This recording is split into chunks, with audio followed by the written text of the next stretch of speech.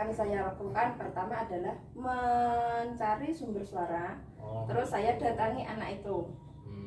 Setelah itu saya tanya kenapa dia berada di.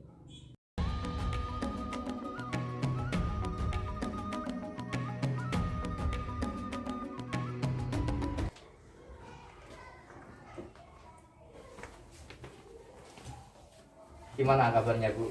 Alhamdulillah sehat. Alhamdulillah sehat. Masih berpuasa ya? Insya Allah bisa selesai sampai maghrib. Kelihatannya tambah ceria setelah NUPTK-nya keluar ini. Alhamdulillah dipermudah semuanya. Alhamdulillah. Gini Bu Dia, saya sebagai calon guru penggerak mendapat tugas. Ini ada beberapa kasus 1 sampai 4. Ini saya mengambil kasus 1 dan nanti harap Bu Dia bisa memberi tanggapan atau jawaban atas kasus ini. Bersedia ya? Siap. Ini mungkin agak lama Bu, tidak apa-apa tuh? Tidak apa-apa. Ya, alhamdulillah. Ini Bu Dia, kasusnya seperti ini. Saya bacakan dulu. Ibu Tati adalah guru kelas 5 yang merupakan rekan kerja Anda, rekan kerja Bu Dia, yang mana sama-sama mengajar kelas 5, yang kelasnya paralel. Jadi ada kelas A dan B. Ruangan kelas Ibu Tati pun persis di sebelah ruang kelas Anda. Ibu Tati terkenal sangat disiplin dan cenderung galak dalam tanda kutip. Pada sisi lain, Ibu Tati juga pekerja keras dan murid-muridnya pun selalu mendapatkan nilai yang sangat baik. Sebagian murid-murid sangat takut kepada Ibu Tati, Bu. Dan sebagian lainnya bisa menyesuaikan diri. Kepala sekolah Anda dan orang tua murid juga sangat menghargai Ibu Tati. Suatu hari Anda mendengar tangisan seorang murid yang pergi keluar untuk melihat asal suara tangisan tersebut. Anda melihat seorang murid perempuan kelas 5 sedang berlutut di atas bebatuan sekolah yang sangat panas hari itu, menghadap ke depan pintu kelas Ibu Tati. Anda melihat Ibu Tati tampak tidak menghiraukan suara tangisan muridnya dan tetap mengajar seperti biasa. Namun, Anda bisa melihat bahwa beberapa murid di kelas Ibu Tati mencoba untuk mencuri pandangan keluar kelas melihat temannya yang sedang menangis tadi dan berlutut di terik matahari. Pertanyaan saya, Bu, terkait kasus ini, apa yang Anda lakukan terkait kasus ini, Bu? Coba panjenengan memberikan sedikit pendapat. Nanti kemudian apakah guru lain dapat menginterupsi di mana saat itu ada guru lain yang memiliki wewenang atau kelas yang lain dalam kondisi seperti ini. Yang pertama dulu ya Bu, apa yang harus Ibu lakukan terkait kasus ini, Bu? Kalau menurut pendapat saya, Pak Nur, Iya. ketika saya mendengar ada suara tangisan anak di luar, yang akan saya lakukan pertama adalah mencari sumber suara. Terus saya datangi anak itu.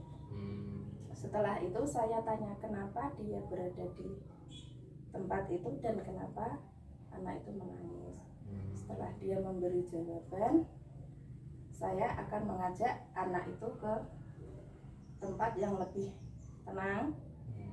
Saya tenangkan, kalau ada air putih ya saya kasih minum supaya lebih tenang.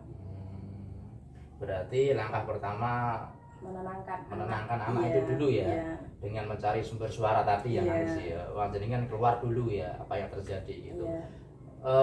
Kemudian itu kan mungkin muridnya Ibu Tati dihukum di luar. Apakah dalam kondisi seperti itu guru lain mempunyai wewenang interupsi, di mana saat itu guru lain yang memiliki wewenang atas kelas yang dipimpinnya? Gimana Bu? Kalau soal wewenang, tetap guru kelas yang memiliki wewenang ya Pak Mos. Tapi kita sebagai teman dari guru yang lebih berwenang tadi mengingatkan atau memberi saran kepada Bu Tati tadi ya. Kita beri saran supaya kalau mengasih hukuman itu lebih yang mendidik. Oh gitu. Bisa dengan cara seumpamanya kalau saya dikasih materi terus suruh meringkas atau menulis atau apa, jadi tidak ke fisik.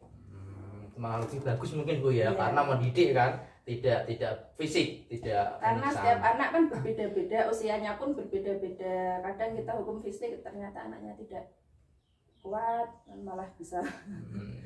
Terus pada kasus yang saya bacakan tadi kan Ibu Tati sedang posisi mengajar. Terus ibu dia mengingatkan kapan? Pada saat kapan? Saat mengajar itu juga atau lain waktu?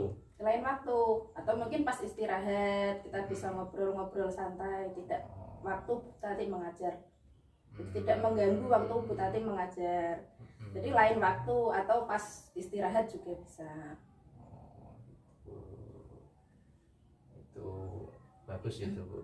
Kemudian jadi intinya yang saya tangkap tadi, yang pertama ibu dia menenangkan anak itu dulu ya, peserta didik, menolongnya intinya, kemudian nanti akan mengobrol sama Ibu Tati atau memberi masukan saat istirahat atau ngobrol santai, tidak saat mengajar tadi. Intinya berarti kita boleh dalam tanda kutip ikut campur dalam masalah itu karena memang hukuman itu fisik sangat menyiksa ya Bu ya. Kemudian ibu dia mengapa gitu, mengapa ibu dia tadi yang pertama menolong anak, kemudian memberi masukan kepada Ibu Tati. Mengapa Bu? Karena ibu dia mungkin teman sejawatnya atau teman dekatnya atau mengapa? Ya karena kita sebagai teman seprofesi atau teman satu sekolahan sudah sewajibnya kalau memang ada yang beda dari kita ya Pak, mau saling menasehati atau saling mengasih saran. Karena kalau menghukum fisik itu takutnya ada orang tua dari anak yang tidak terima, nanti malah jadi masalah buat kita sebagai guru. Bagus, saya sependapat itu. Berarti agar kita dalam bekerja juga nyaman ya, agar kita juga kondusif, jadi saling dan melihat anak nangis sampai seperti itu kan kita sebagai guru tidak tega ya Pak. Ini berarti hati yang berbicara. Iya, tapi tetap pada Bu Tati lagi keputusannya bagaimana. Ya, terima kasih Bu. Itu saja. Terima kasih yang atas waktunya dan tanggapannya. Ibu dia bisa kembali ke ruangannya. Monggo. Terima kasih ya. Terima kasih.